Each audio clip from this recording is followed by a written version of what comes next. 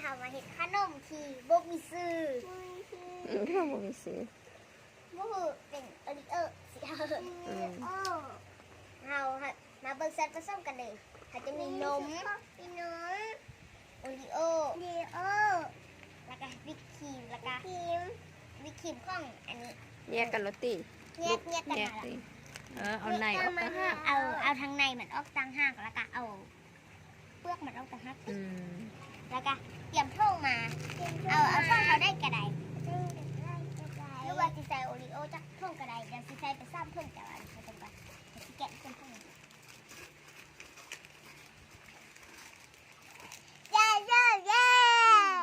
ไปนั่งดีๆเป็นไงเห็ด ทีนี้มันเป็นก้อนแบบนี้แบบกล่องไม่มี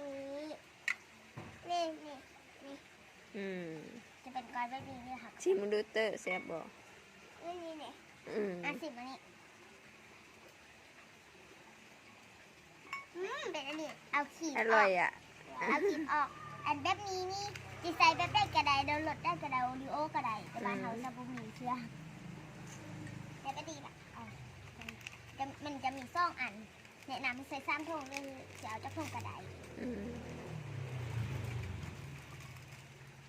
มีเด้อเอาปวงกระไดหรือว่าเอาตัวนี้คูดกระไดลืม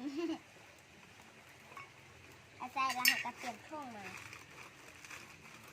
แล้วมีตัวนี้เอาใช้ยังแดดกระใส่เอาไปเอาจักอันกระได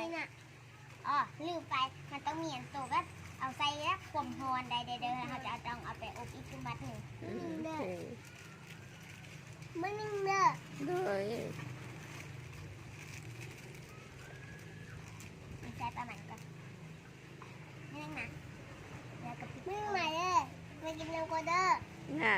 ไปกินน้ำก่อนอ่ะ